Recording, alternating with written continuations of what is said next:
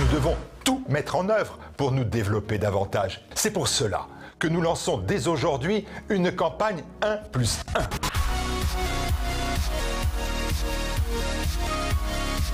1+1, les objectifs sont simples. Chaque téléspectateur qui prend connaissance de ce message doit trouver une autre personne, un ami, une connaissance dans son entourage pour faire partager et connaître les émissions de TV Liberté, pour s'abonner à notre lettre d'information et pour suivre nos réseaux sociaux. Il faut aujourd'hui, tout de suite, continuer de créer cette chaîne de solidarité combattante et renforcer notre communauté avec cette opération 1+1.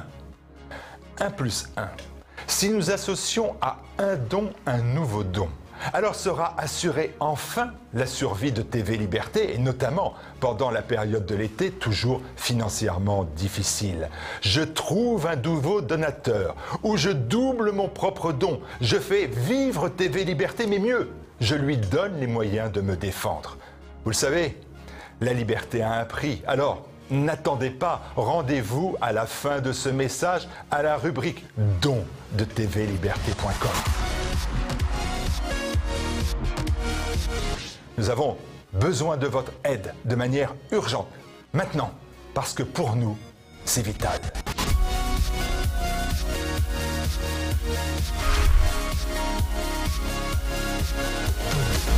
Et n'oubliez pas, le prélèvement à la source ne change rien. Votre don donne toujours droit à une réduction de 66% d'impôts.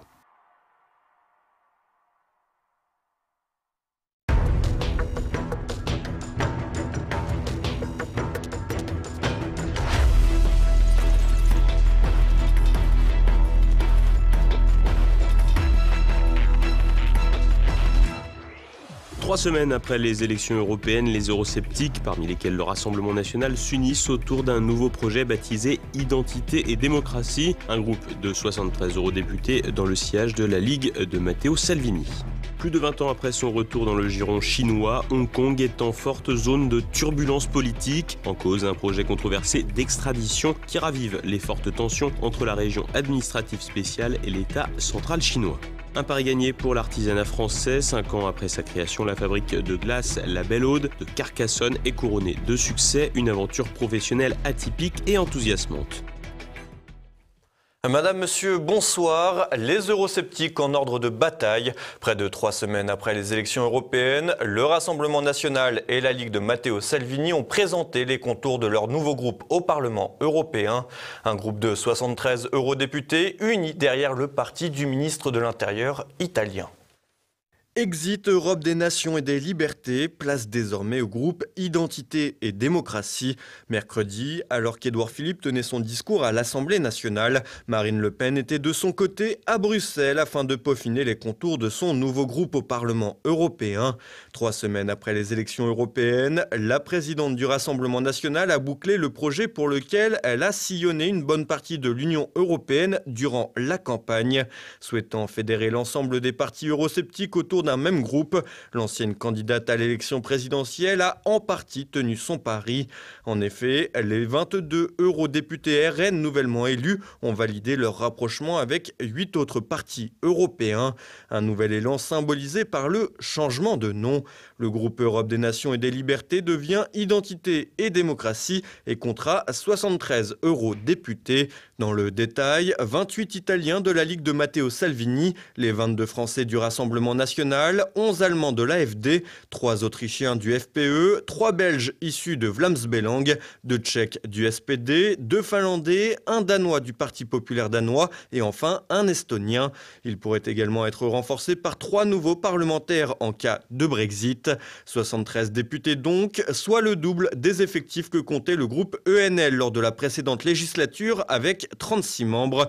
Un résultat dont se félicite le Rassemblement national. Cependant, ce nouveau nouveau groupe est loin d'avoir fait le plein. En effet, ni les Britanniques du parti du Brexit de Nigel Farage, ni les conservateurs polonais, ni les Hongrois du parti du Premier ministre Viktor Orban, pourtant courtisés tout au long de la campagne, n'ont rejoint les rangs du groupe Identité et Démocratie.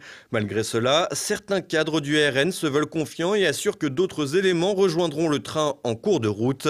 Autre changement pour le Rassemblement national, il n'est plus le parti majoritaire au sein du groupe. Le leadership est désormais assuré par les Italiens de la Ligue de Matteo Salvini, à la tête de la plus importante délégation et qui a des postes à responsabilité dans son pays. D'ailleurs, le groupe sera présidé par un proche du ministre de l'Intérieur italien, Marco Zanni. De son côté, Nicolas B héritera d'une vice-présidence partagée avec l'Allemand Jörg Meuthen, porte-parole de l'AfD. Un échec sur le papier qui pourrait néanmoins être bénéfique au groupe Identité et Démocratie. Si le groupe ne constitue que la 5e force au Parlement européen, son poids sera néanmoins plus important sous l'égide de la Ligue de Matteo Salvini, parti de gouvernement. Un aspect non négligeable en vue des futures discussions au sein de l'hémicycle. D'ailleurs, ce changement de présidence pourrait également constituer un argument de poids afin de convaincre quelques récalcitrants de rejoindre le nouveau groupe eurosceptique. Des manifestations massives pour se dresser contre Pékin. À Hong Kong, la contestation gronde face à un projet de loi portant sur l'extradition. Un épisode qui ravive les tensions avec un État central qui entend bien prendre en main cet ancien territoire britannique. Olivier Frère-Jacques.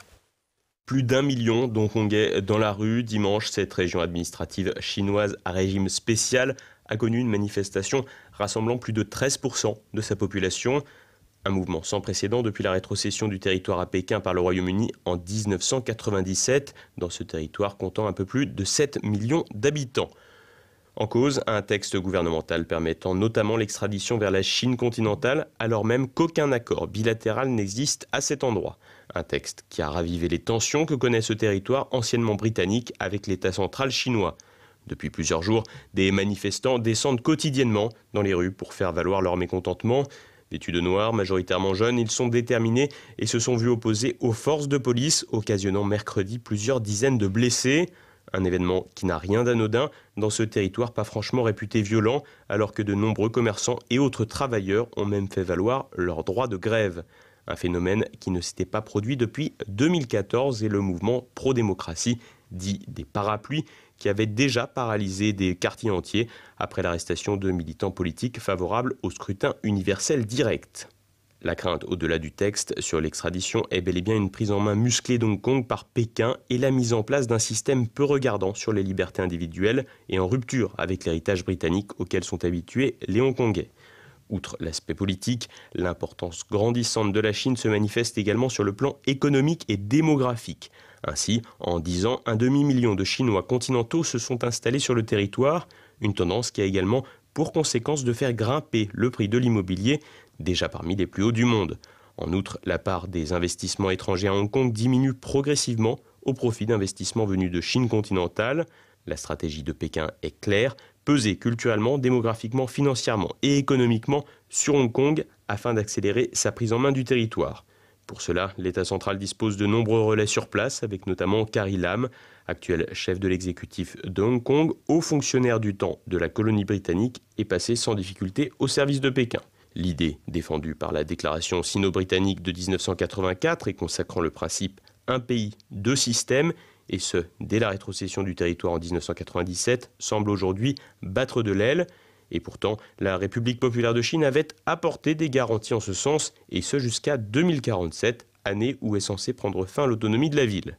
Un peu plus de 20 ans après la rétrocession, la Chine est entrée dans une autre dimension économique et géopolitique. Face à l'ogre pékinois, le territoire hongkongais, place internationale de la finance, ne pèse plus très lourd. Les contestations états-uniennes et bruxelloises contre la répression chinoise ont d'ailleurs été très vite écartées par Pékin, qui a immédiatement demandé à ses partenaires commerciaux de ne pas s'ingérer dans ses affaires intérieures. Bûche à Noël, glace en été, les crèmes glacées de la Belle Aude ont conquis en 5 ans le cœur des habitants d'Occitanie. Un pari à haut risque remporté par la jeune coopérative de crèmes glacées installée à Carcassonne depuis 2014. Découverte d'un parcours inédit avec Claire Dédier.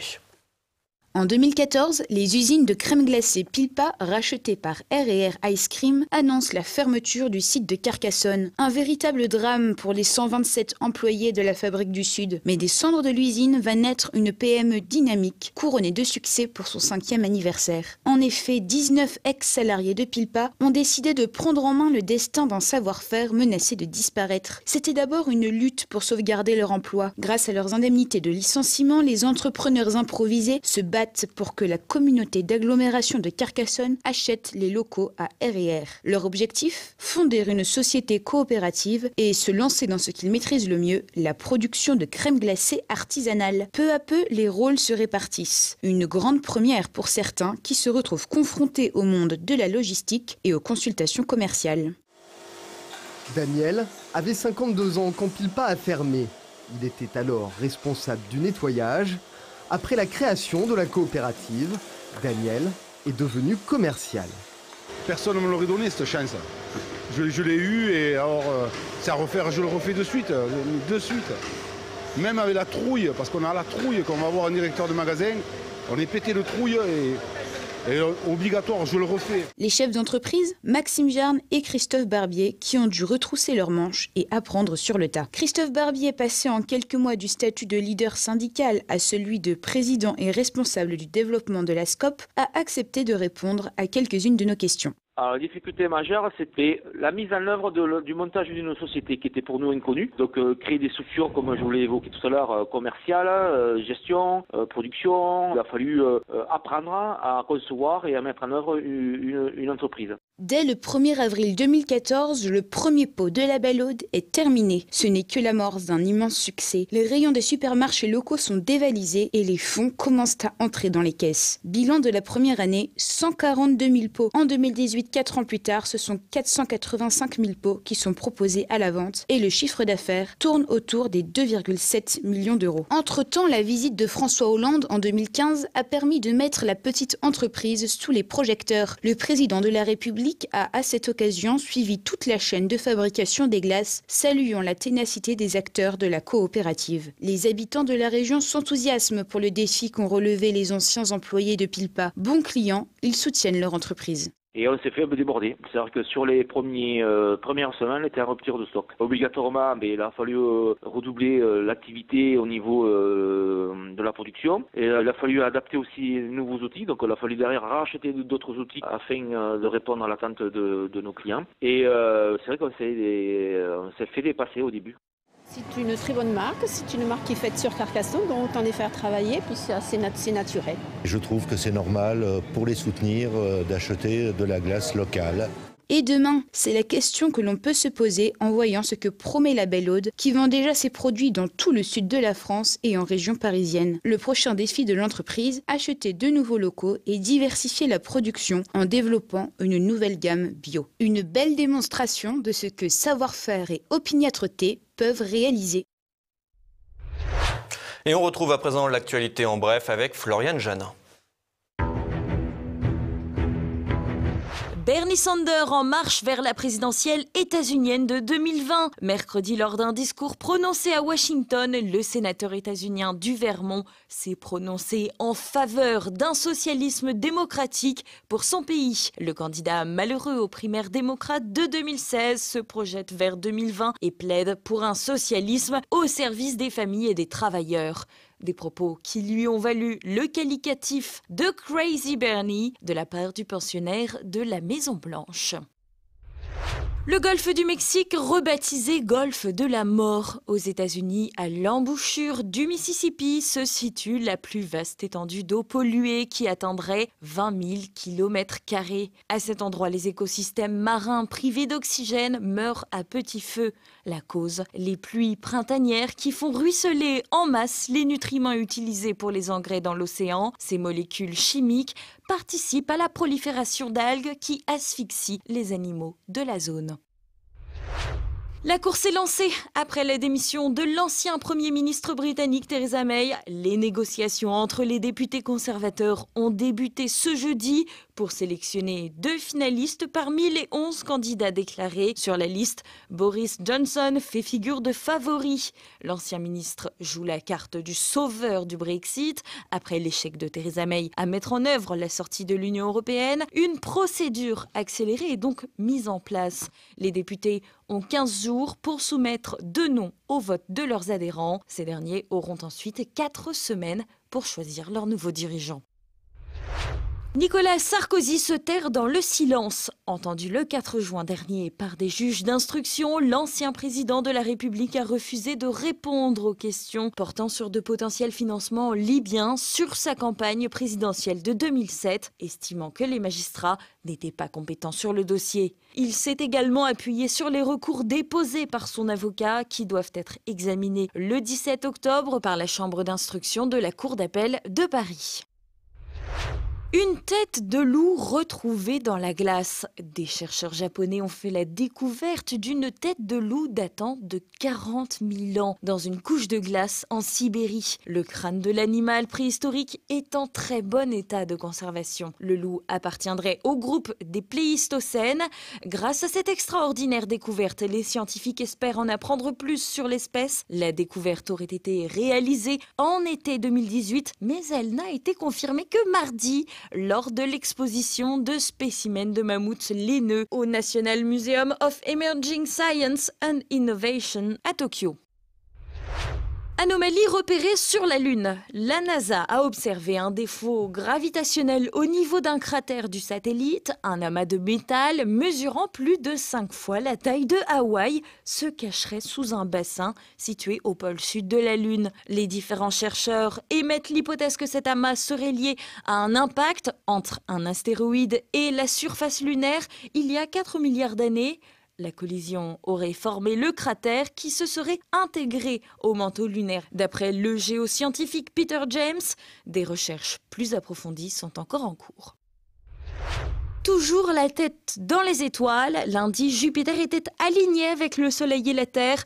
L'occasion pour les scientifiques d'observer la plus grosse planète du système solaire pour de nouvelles recherches.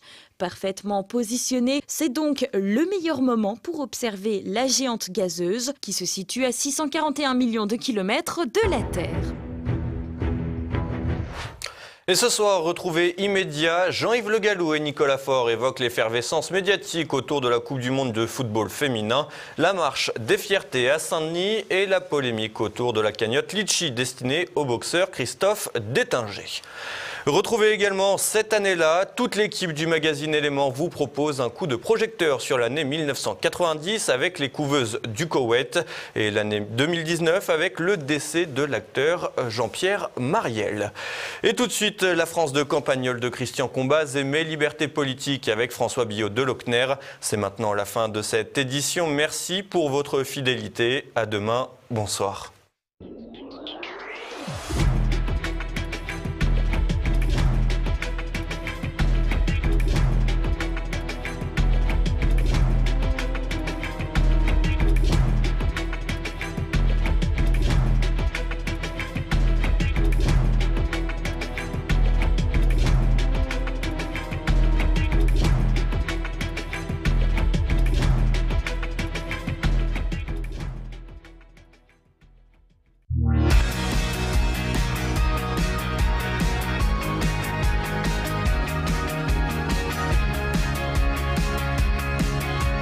Depuis plus de 2 ans maintenant que dure cette petite rubrique et qu'on me demande mais comment vous trouvez un sujet par jour, je voudrais illustrer que j'ai plus besoin de les trouver, on me les apporte. C'est non seulement vrai des gens qui écrivent et qui sont nombreux pour me dire que leur expérience prolonge la mienne ou que l'histoire que je raconte leur fait penser à quelqu'un, mais c'est surtout vrai localement lorsque des gens qui ont quelque chose en tête ou quelque chose sur le cœur engagent avec moi une conversation sur le thème qu'ils aimeraient me voir traiter, sans parfois me le dire, mais de mon côté, le message est compris assez vite.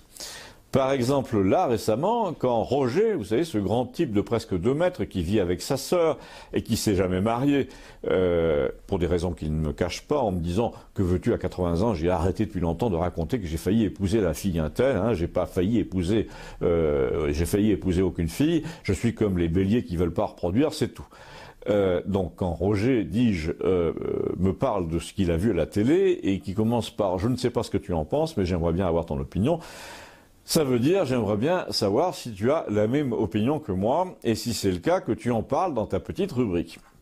Eh bien, la question dont il voulait que je parle, c'était l'hypocrisie des féministes pures et dures, souvent écologistes, qu'on voyait s'étaler à la télévision, surtout en période d'élection, et n'allez pas croire qu'il parlait du réchauffement climatique ou du glyphosate.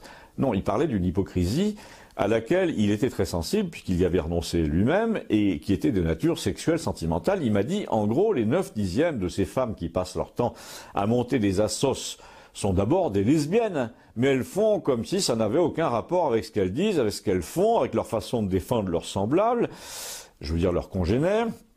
Alors dans les débats, tu les vois arriver habillés en chauffeur routier, avec leur petite gueule de garçon, mais ça, c'est pas ça qui me gêne, c'est le fait que la question soit contournée par tout le monde, par les gens qui les interrogent, et par elles-mêmes, évidemment. Moi, de mon temps, il y avait Simone de Beauvoir, qui nous a beaucoup fatigués, me dit-il, avec ses positions sur l'avortement, la sexualité, le rapport au mari dans le couple. À l'époque, on parlait aussi des phallocrates. Je voyais l'autre jour, me dit-il, un documentaire sur elle. On nous montrait son pseudo-couple avec Jean-Paul Sartre. Là encore, les auteurs du documentaire ne disaient pas l'essentiel, c'est que la mère Beauvoir se tapait des filles. C'est connu maintenant, alors que quand je vois, moi, toutes ces passionnariats de l'écologie et de l'antiracisme qui viennent à la télé pour nous dire que l'injustice faite aux femmes les révulse, etc. Moi, ça me gêne qu'elle n'ait pas plus de sincérité que Simone de Beauvoir. Ça me rappelle aussi ces ministres gaullistes, ces femmes politiques qui ont un mari croupion et qui, en fait, se tapent des filles journalistes pendant toute leur carrière. Dis donc, je lui ai dit, mais tu sais bien des choses. C'est sûr, m'a-t-il répondu, que c'est pas dans les journaux que j'ai entendu ni lu ces trucs-là. Et là, il m'a fait un éloge appuyé d'Internet, qui était quand même le moyen de savoir tout ça, de voir transparaître la vérité. Il m'a dit, par exemple, j'ai toujours eu un doute sur François Mauriac, qui était l'auteur que ma mère faisait lire, qu'elle adorait. Ben, figure-toi que désormais, par Internet, tu sais tout de suite si tu as eu raison ou non, et j'avais raison, de soupçonner qu'il était homosexuel. Même pas refoulé d'ailleurs. Et il a fallu 50 ans pour qu'on le dise à tout le monde, et là, pour ma part, là c'est moi qui parle, je lui ai raconté que je m'étais heurté en effet sur ce thème, sur un plateau de télé, avec l'un de ses biographes les plus pontifiants, Jean Lacouture, une sommité indiscutable qui travaillait au Monde et qui, sur un livre de 700 pages au sujet de cet écrivain monumental, ne trouvait que même pas 3 lignes pour nous dire qu'il était au moins ambivalent. Alors, Roger a repris la balle au bon et il a dit les gens vont te répondre, mais qu'est-ce que ça change à son génie? Ben, à mon avis, ça en fait partie, me dit-il. En tout cas, ça change la vie des gens comme moi, qu'on dise qu'il y en a qui ont dit génie parmi ceux qui me ressemblent. Mais c'est triste parce qu'ils refusent de me reconnaître comme leurs parents, un peu comme un type qui aurait fait fortune et qui ignorerait ses cousins de province. Ah, tu viens de me donner une bonne idée de chronique, lui ai-je dit. Et il m'a répondu, je sais, c'est pour ça que je t'en ai parlé. N'oublie pas, me dit-il, de mentionner, en changeant les noms, mes nièces Caro et Léa. Léa qui ressemble à un petit mec. On va te dire que c'est la plus débrouillarde, alors que c'est la négation d'une fille, cette gamine. Mais ça, personne ne te le dira. Et surtout, personne ne te dira qu'elle est née comme ça. Parce que ça aussi, on ne peut pas le dire. Ils nous emmerdent tous à la fin, a-t-il continué, à nous répéter que c'est un choix. Calme-toi, lui ai-je dit, je sais bien que ce n'est pas un choix. Par exemple, me dit-il encore, tu crois que j'ai choisi d'être gaucher, de mesurer 1m96 ? Non. Je te répète, lui ai-je dit, que tu prêches un convaincu. D'ailleurs, peut-être aussi prêchais-je en vous des convaincus, dites-le moi, ça m'intéresse. À bientôt, merci.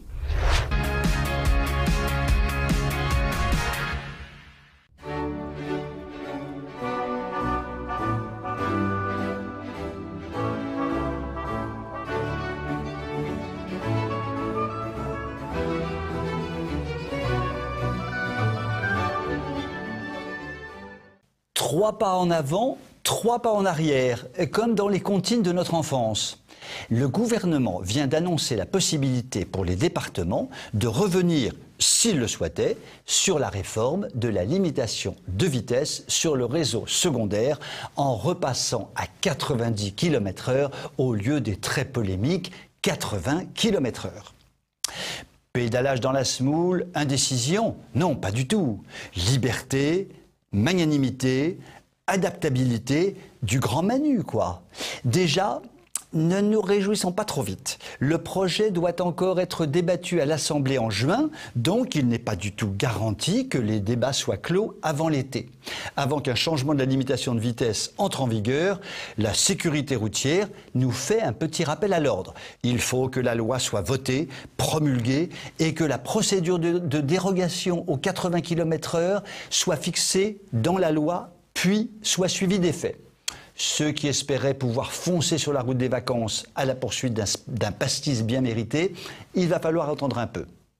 Et puis, la mesure ne fait pas l'unanimité. Certaines associations de victimes de la route ont déjà annoncé qu'elles n'hésiteraient pas à attaquer en justice les élus qui repasseraient à 90 en cas d'accident qui surviendrait sur une vitesse comprise entre 80 et 90. On roule sur la tête. En revanche, là où ça devient un petit peu comique, c'est qu'au nom du principe de rétroactivité d'une loi plus douce que la précédente, beaucoup vont demander aux tribunaux de faire sauter leur PV. Ah, les pauvres tribunaux, ils n'ont pas fini d'être engorgés, ceux-là. Pour 10 malheureux km/h, que de passionnants rebondissements en perspective. J'en tremble d'émotion. À l'évidence, la France macronienne n'a aucun autre sujet plus important à se mettre sous la dent. Vous pouvez m'écrire si vous le voulez. À très bientôt.